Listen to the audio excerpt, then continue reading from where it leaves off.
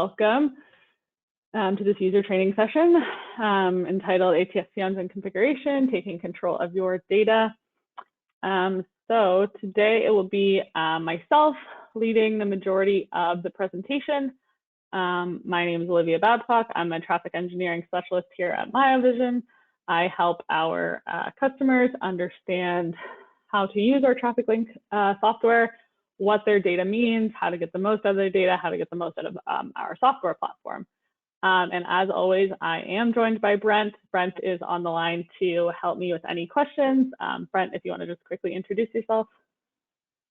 Hey everyone, good to see another session and see all the people joining us again. And again, my name is Brent Rogerson. I'm a sales engineer on the team, and I'm here to help many of our customers take advantage of all the great tools that we have to offer and make sure they're getting the most of it. And I'll be here to help Olivia along the way and answer any technical questions and things that come up. So looking forward to it. Thanks so much. Thanks, Brent. Yeah, so we do have a questions kind of panel. If you wanted to ask any questions there, Brent will kind of monitor those. We'll likely answer them at the end. So I'm going to try to leave kind of 10, 15 minutes at the end of this to answer any questions that you might have. So we can get into it. So today, pretty small agenda, but lots to cover.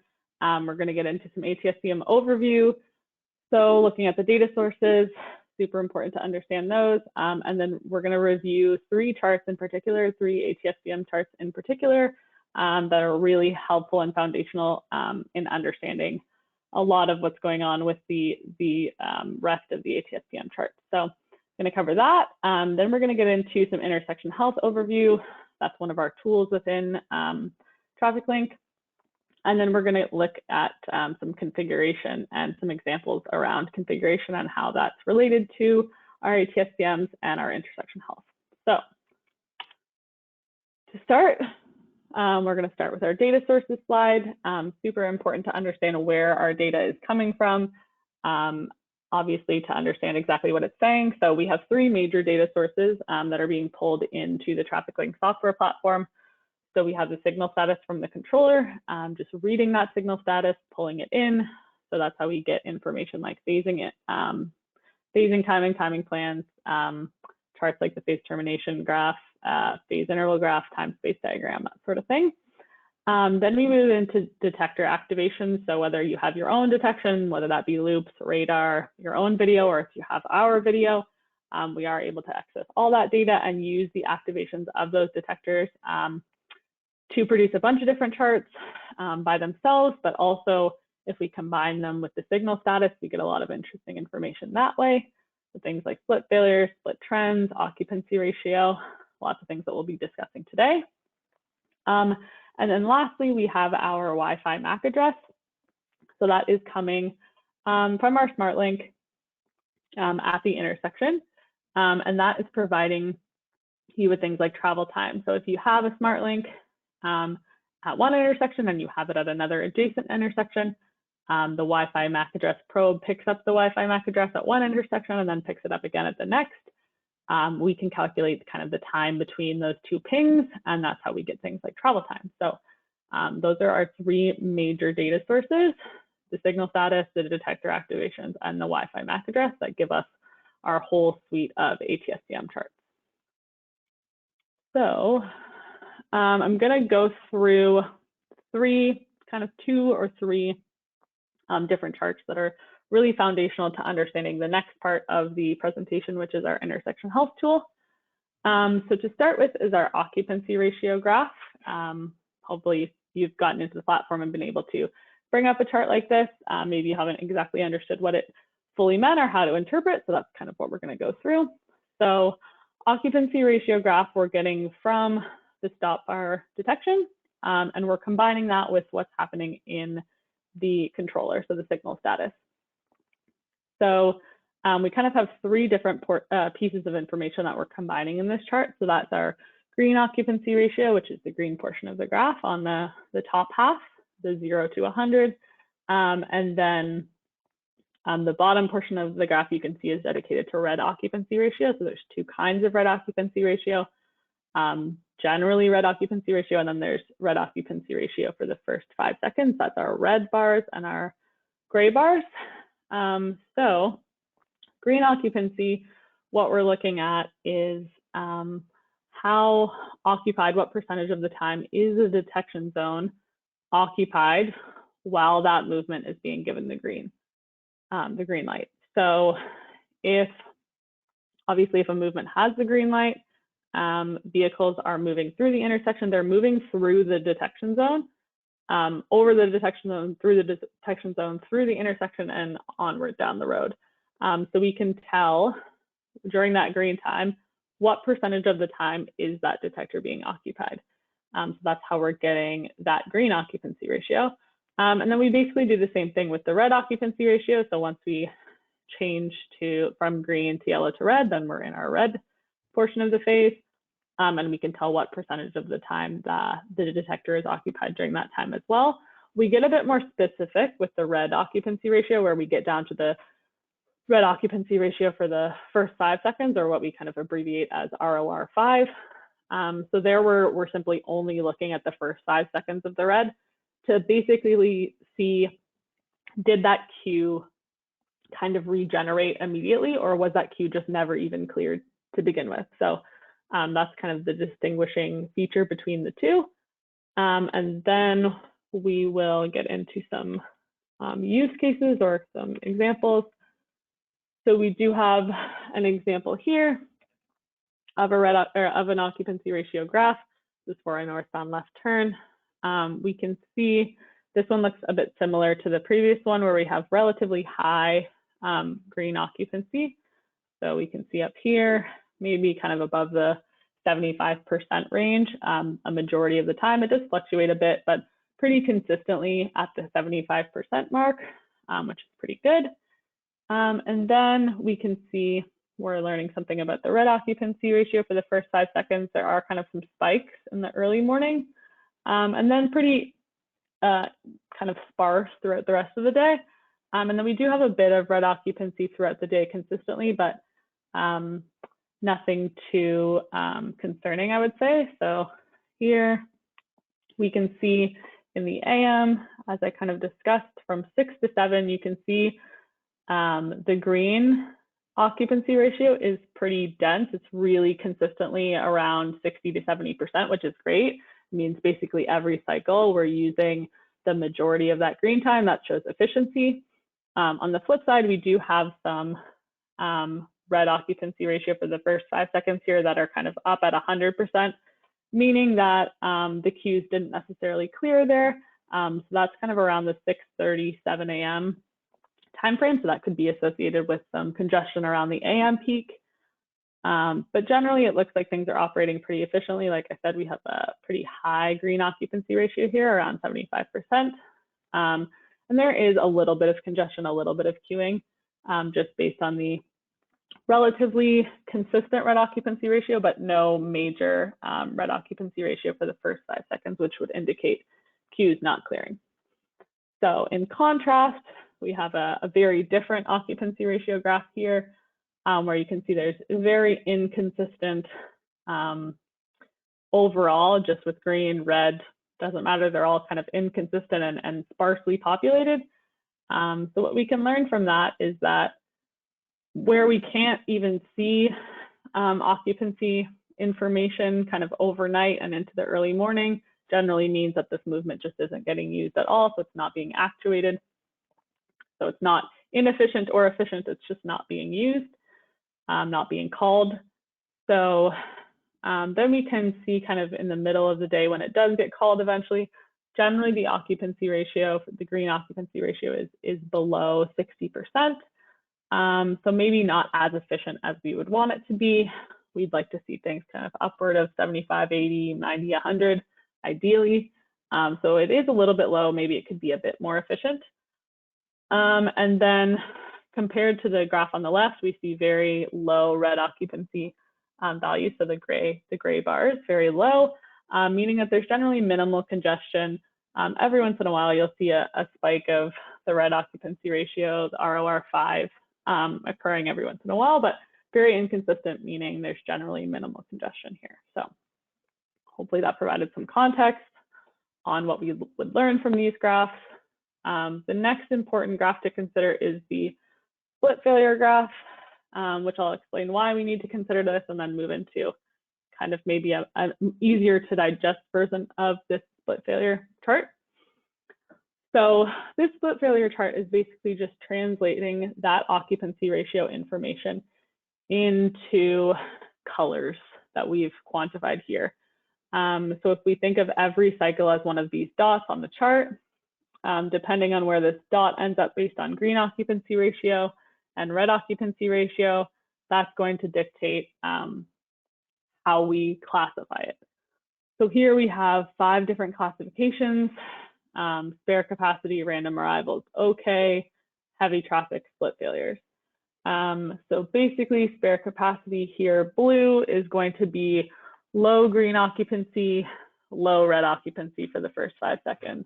Basically meaning if you give a movement 20 seconds and less than 60% of the time it's using that 20 seconds, and maybe less than 60% of the time there's a queue remaining, then that's going to be classified as spare capacity. And so you can kind of understand each of those classifications, each cycle, we can classify that based on those occupancy ratios. Where we start to get into some issues, or sorry, before I get into that, where we want to live here in each of our cycles is in this green good zone. So green equals good, where we have generally high green occupancy ratio. So that's kind of above 80%, like I said, 75, 80. That's in the good zone. And we also have low red occupancy ratio. So meaning that the movement used all of the green time, or the majority of the green time was used, and then the queues were cleared and there were not any vehicles remaining, nor did they kind of show up immediately. So there was kind of beyond 5 seconds, maybe some vehicles started showing up, but for those first 5 seconds, all of those vehicles had made it through the light, and there were none remaining in the queue. So that's kind of our idealized world, and that is good. So that's the green at the bottom right here. Where we start to get into some issues is heavy traffic and split failures, where we have really high green occupancy, which is great, but then we also have really high red occupancy ratio after the first 5 seconds. So the movement is using all the green like we want, but basically there's still vehicles remaining in that queue because the red occupancy ratio is still quite high. So maybe we need some more time there. So with this in mind, with those kind of percentages and how this looks in mind in those 5 classifications, the chart that we actually use most of the time, and kind of one of my favorite charts, is our split trend chart. Exact same information here, just being presented in a bar chart, which is potentially a bit more digestible, a bit more readable, and is the basis for some of our intersection health tool that we'll get into in a bit. So split trends here, exact same information, just presented to you in a bar chart. So you can see here, kind of in the morning, we have lots of spare capacity, super normal to have that. Overnight, early morning, not a lot of traffic, not a lot of congestion, so you would have some spare capacity there. And then in this example, we start to move into some good operations, and then we have maybe a spike in traffic around noon. Maybe this was a particular day where there was some heavy lunch traffic, or maybe this was a weekend and traffic is heavier around noon, or maybe there was an incident, something like that, something we could investigate. But yeah, here we have a few split failures, and they kind of happen inconsistently throughout the day. So a very handy chart to understand how your movement is operating, if it's operating inefficiently, if it's operating efficiently, if it maybe could use some more green time, something like that. So now to translate our occupancy ratio example into a split trend example. So this is our occupancy ratio graph from before, the exact same example that we looked at. And this is the equivalent split trend graph. So what we said before, we have a bit of congestion in the morning. You can see there were actually a couple of split failures during that time. So that makes sense. Those graphs definitely correlate. And then we can see it's operating generally pretty well. The green occupancy, like I said, is pretty high. So we see that kind of good green operation throughout. We do have those occasional spikes in ROR5 down here, which you can see down here does have some heavy traffic and some split failures, but generally operating pretty well. You can see there's kind of what looks like gaps in data over here. Just might be that this movement was not called during that kind of 3 a.m. time. And then the other example we have here, so very different, like I said, we have kind of a little bit low green occupancy, so maybe operating a little bit inefficiently. You can see here lots of spare capacity, so that's how that translates. So maybe could be made a bit more efficient. Maybe the green maxes are too long, maybe the green mins are too long, maybe the extension time's too long, something to consider. Again, this is one day, so we would try to look at a trend, but just for this one specific day, this is what that's kind of telling me. You can see there's this one ROR5 here is quite high, so that can kind of translate directly here to some heavy traffic. And yeah, generally kind of a lot of spare capacity, quite different to the other chart. So now you can see how those two are related and how it's kind of shared information just presented a bit differently. So, oh, interesting. So now we are going to go through an intersection health overview. Intersection health, for those of you that aren't aware, is our tool that automatically kind of sorts through your data and surfaces some issues, some opportunities to help you fix problems rather than look for them. That's kind of the tagline here. So we have three major issues that we're looking at. The first being a suboptimal green split. A suboptimal green split, we are looking at an imbalance of performance between competing movements. So it is looking at information like what we saw in the split trend graph.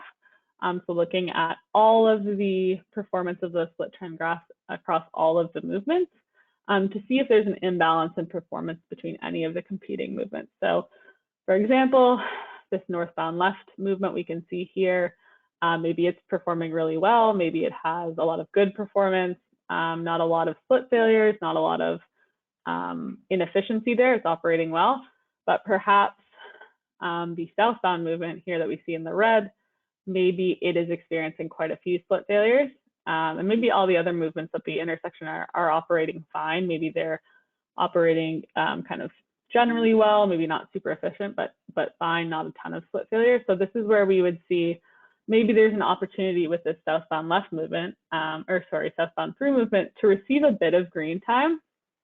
And maybe it's coming from that northbound left movement. So maybe the northbound left doesn't need as much green time. And maybe we can shift some of that green time to the southbound through movement to kind of even out that imbalance. So that would be the example of the suboptimal green split. The next issue that we kind of automatically sort through here is our phase termination issue. Similarly, looking at the split trend information again, so looking at our occupancy ratios. And basically, in this case, we're just looking at kind of one movement, not kind of all encompassing. We're just looking at one movement that's operating kind of poorly in that it's wasting a lot of green time. So we're not looking at all the movements together to see if we can kind of shift time. We're just looking at one in isolation, and it's just wasting a ton of time. So, or what we would term not terminating properly. So has a ton of spare capacity and is just taking away some efficiency from the major movements, basically. So generally that would be a left turn or kind of minor street movements. So the reasons that this might occur would be long minimum greens, as I said in one of our previous examples. If your minimum greens are being used basically every cycle, never extending beyond the minimum green, that might indicate some inefficiency. Maybe we could shorten that minimum green if it's particularly long. Or generally, maybe we just over-designed the fixed screen time, something like that. If we're getting really efficient into the nitty-gritty, we could look at extension time. Maybe it's really long. This sometimes occurs with lagging left turns, as well as concurrent left turns. So concurrent left turns being if our northbound left and our southbound left are operating together, regardless of demand, as long as there's a a vehicle in one of the detection zones, northbound left or southbound left, both will be actuated. So sometimes this means that one movement is operating much more efficiently than the other because one is at the mercy of the other. So that could occur in that instance. And lastly, we have our poor coordination. So poor coordination requires a couple things. It requires that we do have a corridor that is configured within traffic link. So a corridor consists of kind of 3 to 10 intersections that are all kind of maybe on the same plan, generally kind of spaced evenly apart. They kind of work together maybe. If you don't have one configured and you do have the kind of necessary intersections, you can always reach out to a TAM, a technical account manager, for us to help you configure one of those if you think that you want one or should have one. But yeah, so in order for us to automatically calculate poor coordination, there does need to be a corridor actually configured. That's super important. And that corridor does actually have to be coordinated. So we can then automatically calculate the kind of quality of that coordination. We kind of give it a grade per se, a score, and then if that score falls under poor coordination, then we will flag it. Just basically meaning that platoons are unable to make it from one end of the corridor to the other without having to stop several times. So reasons that this might happen, maybe there's suboptimal offsets, maybe they haven't been examined in a while, maybe there's clock drift as well. A couple things could be happening. So now that we've reviewed that, we're going to get into configuration overview, and we'll see how all of these three things are related. Maybe they don't seem like they're super interrelated yet, but I promise they are. So in order for your intersection health tool to work as best as it can, it requires it to be well configured.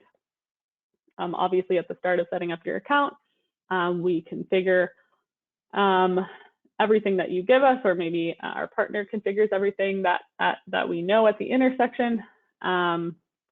So for intersection health, for each issue, so phase termination, green split, and poor coordination, we require a few things to be configured. So you can see our phase telemetry. So we need to be connected to the intersection. We need to be receiving all that telemetry, that phase interval information from the controller. So we're just getting your greens, your yellows, your reds. That's super important to have. We do require detection, stop bar detection, whether that's again through us, through our 360-degree camera, or whether that's through your own loops or your own detection system. We do require stop bar detection for those two issues, phase termination and green split allocation. We require that the approach speed be configured for the poor coordination. Again, that's to do with your corridor. Major and minor approaches need to be configured for all three. And as I said, we do need that corridor to be configured for your poor coordination. So all of those things are required to be configured. If they're not configured, or if they're poorly configured, or if one thing is off, then intersection health might not return as helpful as information as it could. So the old saying, garbage in, garbage out. We need configuration to be as accurate as possible in order to get really valuable data. So that's super important. So configuration, some common reasons to check or update your configuration, or to reach out to us to say, hey, I think something might have changed. Could you take a look at this for me? So if your organization hasn't made a change in the cabinet, you have a new cabinet, new phases, new channels, new detectors or detection systems, all of that is going to have an effect on how configuration works. So we will need to know about that, or you will need to update that yourself. Or if the data that you're receiving and you're looking at charts and you say, this doesn't match what I thought it would look like, or maybe this just doesn't make sense at all, or maybe it's just not populating and you think it should be populating. So those are three major ones. So I often will be looking through data, as I do day to day. I'm often looking at data, looking at interesting examples. And what I find when I know that there's maybe an issue with configuration is that detector metrics are not assigned correctly. So occasionally, if you have advanced detection and you have stop bar detection, maybe those two are swapped. That's going to make the data look a little bit funky, and we'll show an example of what that looks like. And then occasionally, some issues we find in configuration is a left turn should be protected, but it's actually protected permissive, or vice versa. It should just be permissive, or maybe it's just protected. All of those things, super important to understand what that looks like within configuration. So you can see down here, just this example, you can see that there's a left turn that's protected and permissive, and then we just have our left turn, which is our protected phase. Obviously, something funky is going on here. So super important to investigate what's going on there. Some hints that your configuration may be incorrect. This is where we kind of bring everything together. I often, when I start looking at an account, will bring up the split trend chart in the analysis tab for the entire intersection to get a better understanding of what the whole intersection looks like, if there's anything we can change, if there's just generally a lot of split failures in every movement, things like that. If I bring up the chart and it's entirely blue, something has happened, something is wrong, something is not configured correctly. Or if I bring up a chart and it's just not populating at all, another red flag. If it's entirely red, another red flag. So just these are all signs of configuration being a little bit off. So what we're trying to aim for is something like this westbound through movement here, kind of a mix of performance. What is likely incorrect is this entirely red box here. We're likely never going to have 100% split failures. That would be, I've never seen it. I've never seen it when I've investigated these things. They're never correct. There's never that much congestion. So it's a good signal that something is not quite right there. So I'm just going to pause for a second and take a sip of water. Give me 1 second. So I have a couple of examples here that we're going to go through. If you were looking at your data and you found that something was not quite right, maybe how to do the investigation yourself. Of course, if you did the investigation yourself and you couldn't quite figure out, you're always welcome to message us, and we're happy to help you with that. But a couple of examples here that you could investigate yourself. So in this example, in examining your various data sets, you think you're missing access to data for certain movements that should be available based on your infrastructure. So you think you should have data somewhere, you can't access it. Here's how to kind of investigate that problem. So for example, we have a movement that's not available. So as I said, what I like to do when I'm starting an investigation is bring up this split trend chart in the analysis tab, where we can see all of the split trend information at once for all of the movements. So here, this is kind of a month of data. We're looking here, and what I noticed is that I was pretty sure there was a northbound left and a southbound left movement, and I was pretty sure there was detection there. So it didn't quite make sense to me that there was no split trend chart for those movements. We have detectors, there's phasing information. Why do we not have this configured? So I did some investigating. You can see here we just have our westbound left, our eastbound left, our northbound and north, all of the other movements, sorry, the through movements, but we're missing our northbound left and our southbound left. So this is still our same chart, I just zoomed out a bit. So if we go into our detection, we can see that we actually do have a detector there for the southbound left movement. And we also have a detector for the northbound left movement. So there is detection available. So again, we're confirming that there's detectors available. So we should be able to get information from those detectors. So again, something is not quite right. We have the infrastructure, but we're not getting the data. So something else you can check is telemetry. So on our telemetry page, you can watch to see how the intersection is functioning. Obviously, you know your intersections better than I do, but this this is how I approach it. I'll go in and watch the intersection for a couple of cycles, see if I can learn any information, and watch the detector information and see if I can see that detector information is coming in. So I pulled up the detector information and saw that we do have that southbound left and that northbound left detector, as I just showed you. And you can see that it is working. So you can see that we had this call, which is the purple box here. Whenever we have a purple box, that means that there's a call being placed on that detector. So you can see there was a long call here for the southbound left movement, and you can see there was a couple of shorter calls for this northbound left movement. So both are placing calls, both are functioning detectors. So again, why do we not have this information available to us in our split trend chart? So confirming that we should have that information and we just haven't configured it correctly.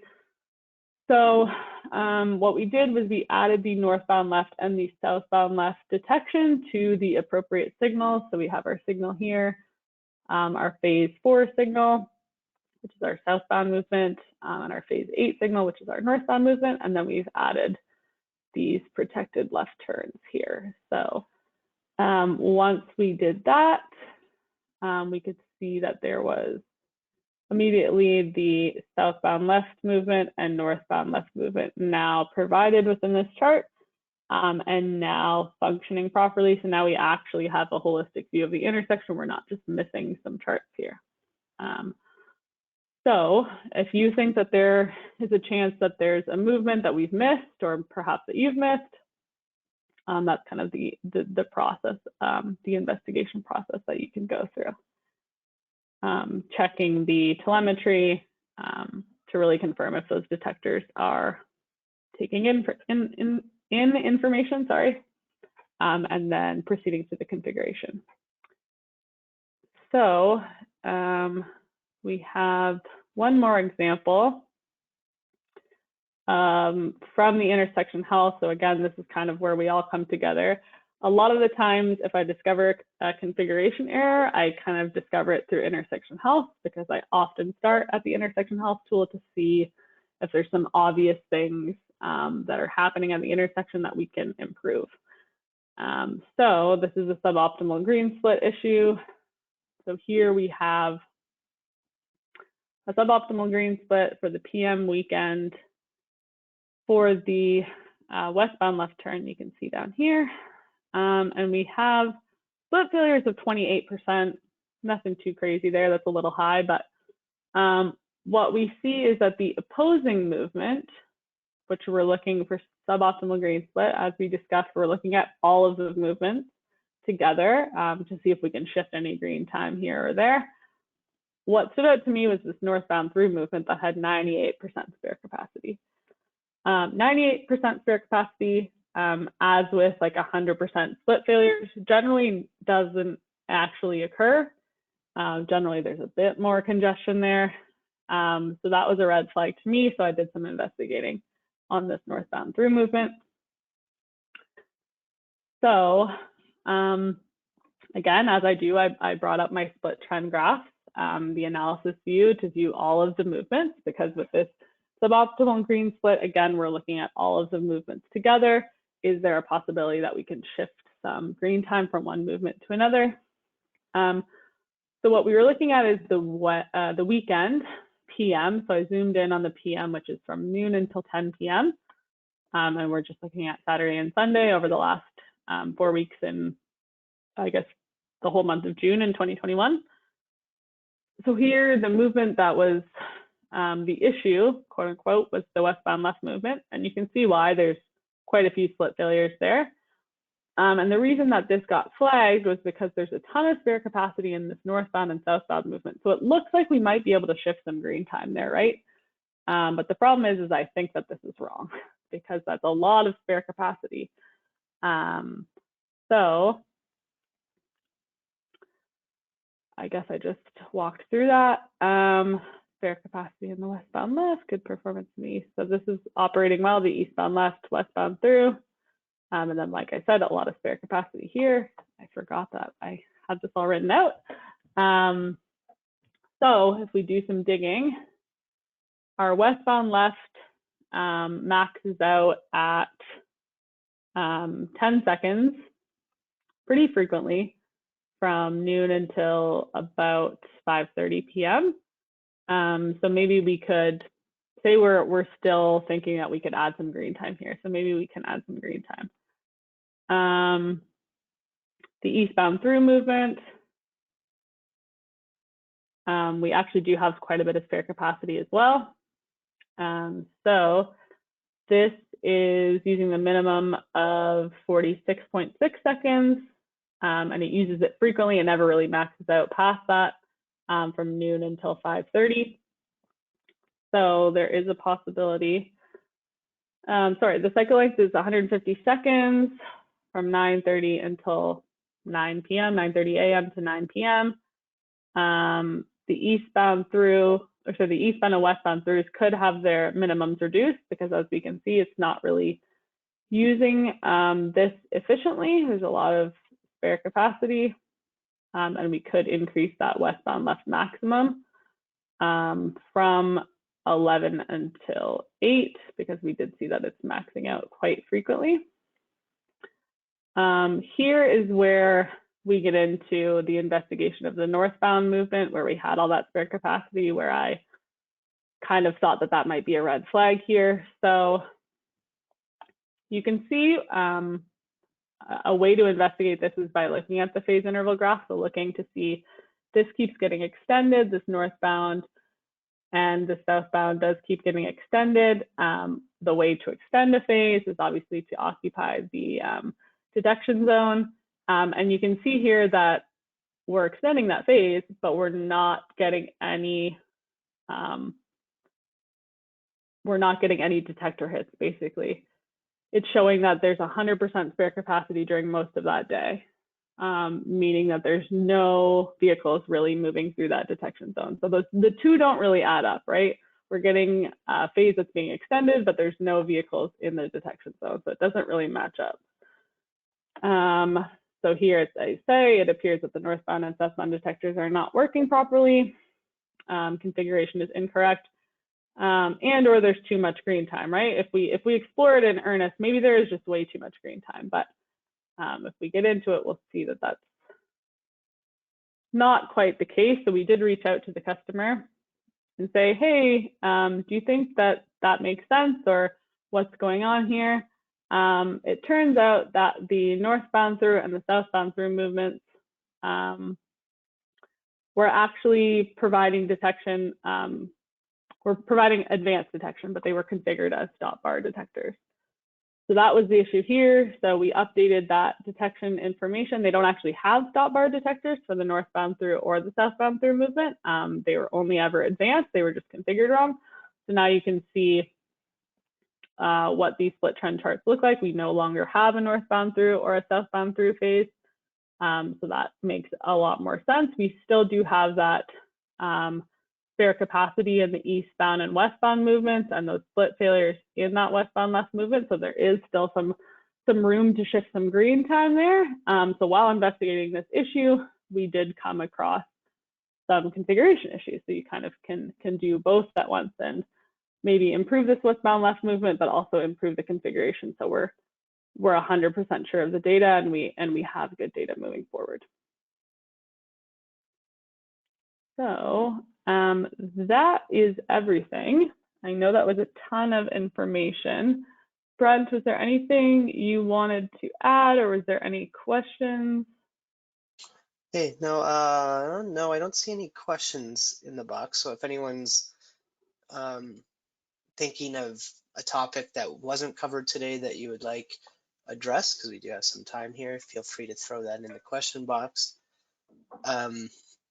But otherwise, I mean, I think you hit it really well, the importance of configuration and the importance of understanding what's going on in the intersection and how to identify that in the data. That's such a good first step to addressing performance problems, making sure you're using or looking at the data the right way, and so that you're not missing any pieces of information or whatnot. But I don't know. I think you covered it pretty well. I mean, unless there's any specific questions that anybody wants to throw in. maybe we can hang out on the line for a little bit and see if anything comes on. Great.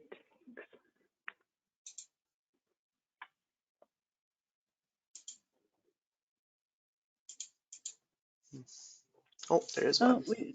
yeah. Please go over Okay. the protected and permissive. Sure. I did have an example of that. Okay. Yeah, I think an interesting one is the through movement in that perspective, but I think mostly that's referring to the left turn, but how we actually, you had it in the one slide. I'm trying to remember if I had an example in a previous. You can kind of see it here. Maybe I should just open Traffic Link. It might be easier. Mm-hmm.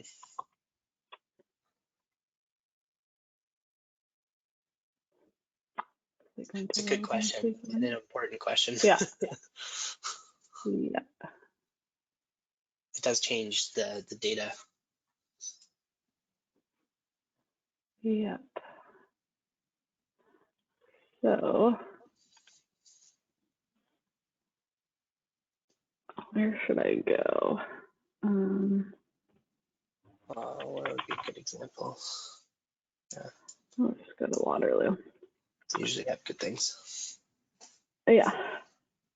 So I just wanted to go into the configuration. I'm trying to think of left turns here. Do you have an example? Okay, let's just go into configuration and see. So we have a protected left here. If we go into, so within this configuration, we can see we have our approach, so northbound, and then if we pick the movement, we have a left, and then we have protected. What we can do is allow that left to be permissive. Where is, this is a right, is that through right? This is not a good example. Well, normally you put the permissive left on the through phase. Yeah, so if we wanted, this is northbound left. That's LRT, LRT of course. So if we wanted to add a permissive westbound left movement here to this signal, then we could add another here, keep with the same approach. Then we would add the left, and then we would have it as permissive. So they would be going with the same signal head. So when the through received its green, then the westbound left would also receive the green. That is going to change what the phase interval graph looks like. So see if I can bring up the phase interval graph.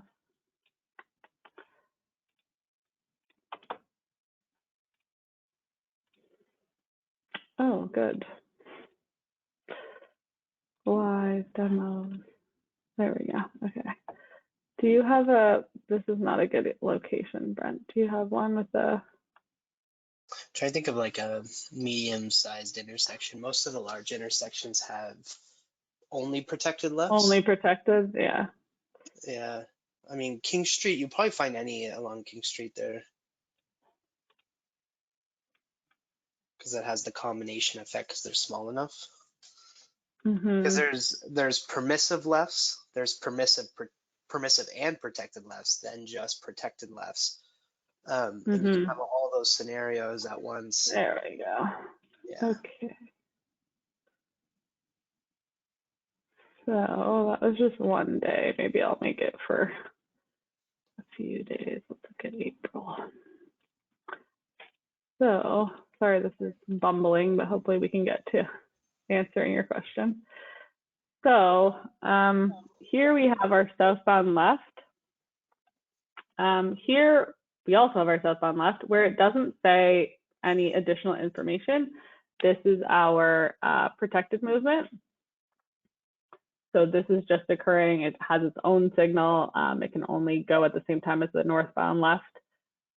So this is what our chart looks like. Obviously, this is only, the protected left is only available from 5:30 a.m. to 10 p.m. You can see it's operating relatively efficiently. There are some split failures here in the evening.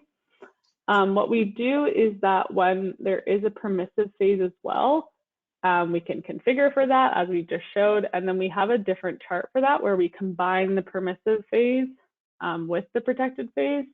You can see what it looks like if there's actually opportunity for vehicles to use that permissive time. Sometimes you give a vehicle permissive time and it can only kind of sneak through at the end on the yellow or the red, so maybe it's not able to use that time. Obviously here we still have quite a few split failures, so maybe not that many vehicles are getting through on that permissive phase, so that could be something that you investigate. But we do have the option for those two different charts there. Hopefully that answered your question.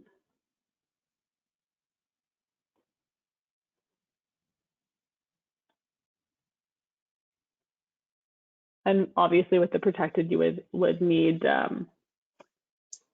its own signal that it's associated with, and you would need also a detection zone in that left turn lane.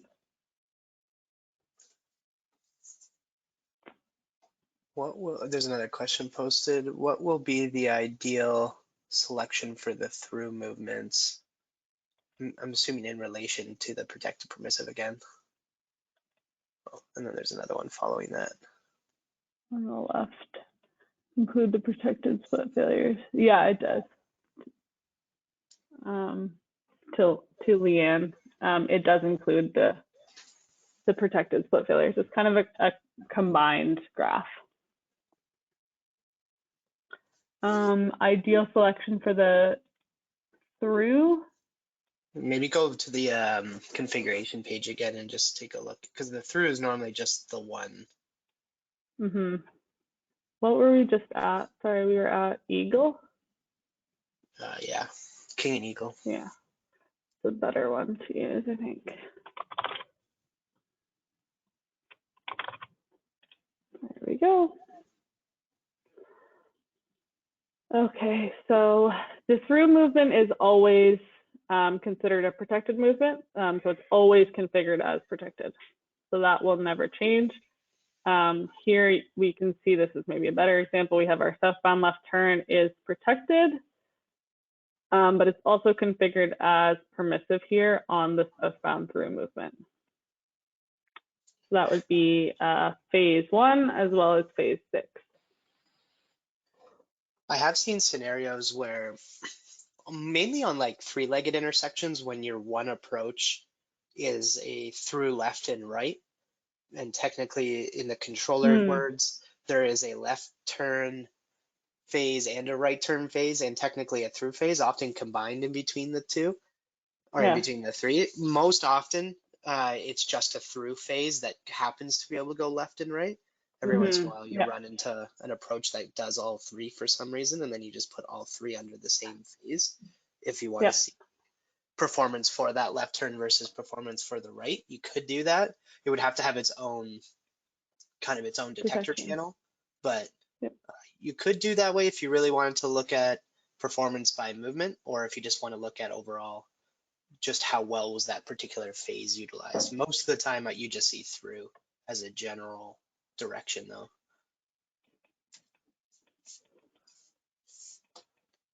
Okay, I don't think there's any more questions. Wait a couple minutes anyway. Yeah, that was a good question, because that comes up quite often.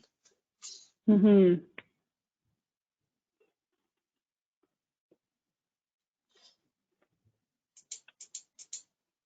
Yeah, it doesn't look like we have any more questions coming in, so maybe it's a good time to wrap it up. Okay, perfect. Well, thank you everyone for coming. And we will hopefully see you again at the next user training in about a month. Awesome. Thank you so much, everyone.